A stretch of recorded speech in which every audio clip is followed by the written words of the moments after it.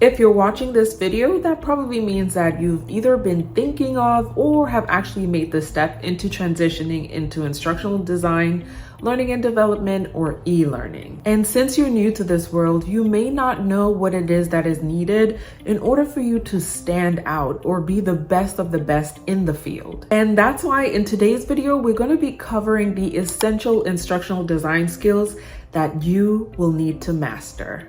So get ready to level up your game, because this video is going to be jam-packed with all the skills that you will need to know in order to be a successful instructional designer. So without further ado, let's get started.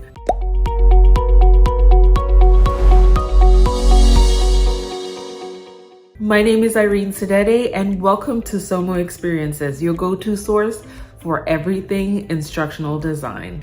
In today's world, learners are looking for more engaging and interactive learning experiences. And when you think about it, what is a better way to ensure that you're providing that than through games? Yes, I said games. Gaming is not just something that is reserved for the phenomenal Twitch streamers that are out there.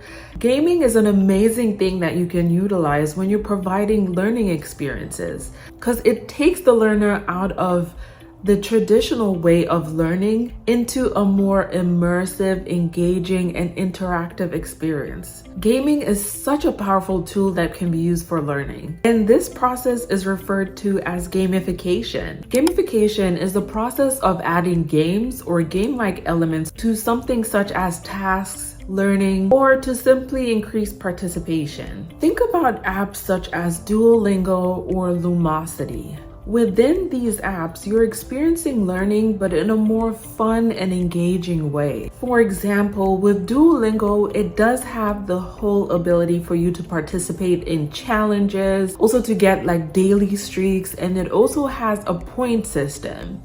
So it's a very interactive way for you to learn different languages, as opposed to the traditional classroom setting where you'd have to sit in front of probably a professor or a linguist or just somebody who knows the language that you're trying to learn and then basically dictating the information to you.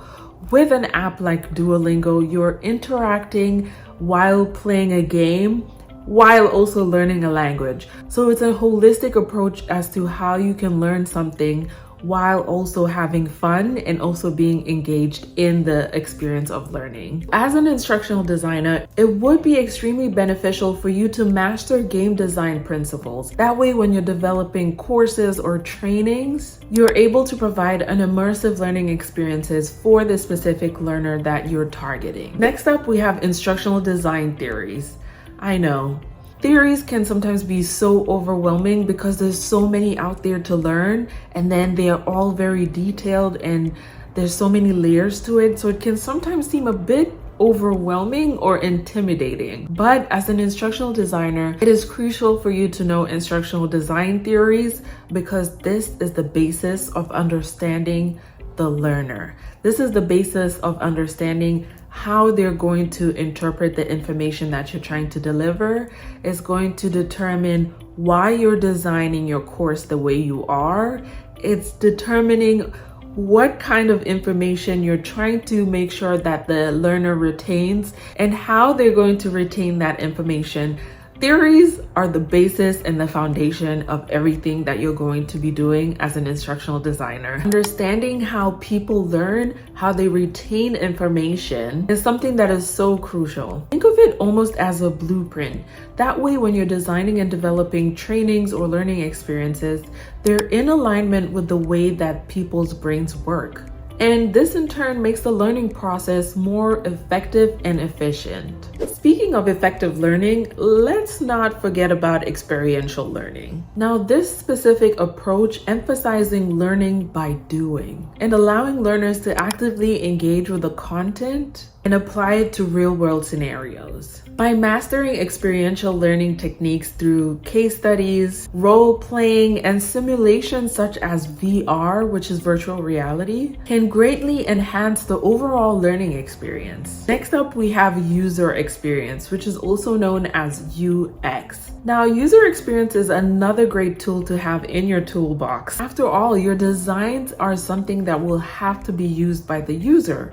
So it is critical to know how that experience is going to affect them. And this is something that is usually done by ensuring that you're providing an intuitive experience that is also seamless in design. That way it's easily consumed by the learner. By simply applying UX principles, you can ensure that the learner is experiencing something that is user-friendly as well as enjoyable and easy to navigate. And of course, no instructional design project will be done without considering visual design. Visual design is all about the look, the aesthetics, the feel, the vibe, the first impression.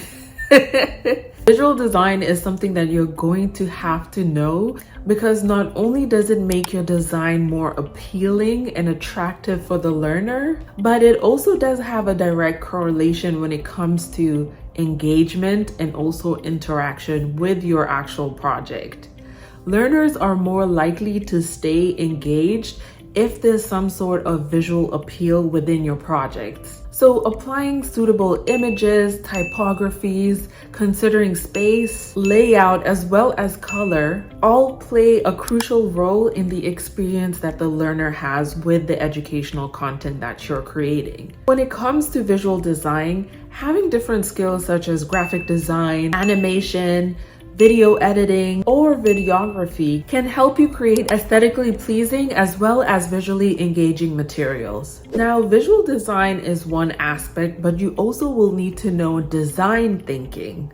Even though visual design is something that is considered to be under the whole concept of design thinking, I want you to think of design thinking as a problem-solving approach. And this approach emphasizes ideation, empathy, as well as iteration. And these are all essential for creating effective learning solutions. Essentially, design thinking is a non-linear process which focuses on collaboration between the designers and the users. The other skill that you're going to have to master is public speaking. This is a skill that you're going to benefit from so much. Anywhere that you go, you're going to need to learn how to speak in public. And this doesn't mean just talking to talk. No, you're going to have to master the skill of communication. How to effectively speak in a crowd full of people, how to effectively speak so that you impact people's lives, and how to effectively speak so that you can ensure that you're transferring knowledge from yourself to someone who's in the audience. As an instructional designer, if you're not already good at public speaking, that is fine. Do not worry. I was personally someone who is not so great at it, so I had to take the necessary steps in order to improve this skill. And this is something that can be done by joining groups or organizations that focuses on public speaking, getting a public speaking coach, or just putting yourself in positions where you have to speak in front of a large crowd or a huge audience. As an instructional designer, public speaking is something great, not only because you're going to be in meetings and you have to discuss different topic ideas or how far along your project has come, but because you might also get into roles where you're the actual trainer. So you're providing presentations, facilitating workshops, or doing the actual training sessions with learners.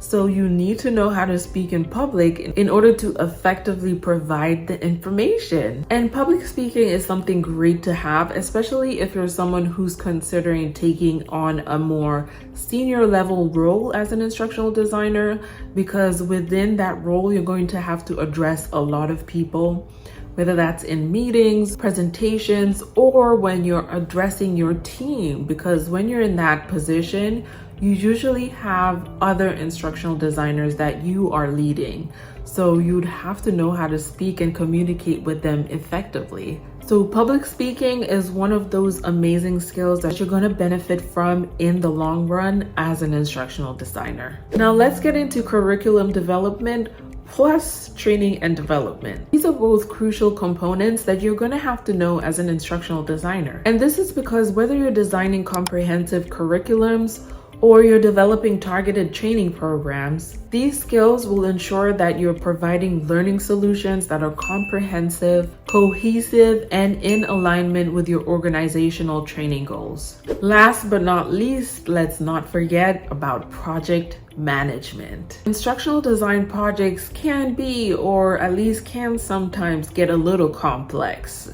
And this is usually because these projects involve different stakeholders, deadlines, and usually there's just a lot of moving parts when you're in the midst of an instructional design project. Therefore, being skilled with the necessary tools and also knowledge of project management will help you navigate these complexities while also ensuring that your projects stay on track, within budget, and delivered with the desired results. And now that you have a full and comprehensive list of all the essential instructional design skills that you need to master, from game design, instructional design theories, experiential learning, project management, public speaking, the list, you got the list. If you need to go back and look at the essential skills again, please go ahead and do that. I will put a timestamp in this video for each specific skill so that you can easily navigate and click through them. But if you're new into the world of instructional design, now that you have the full list, it's time to now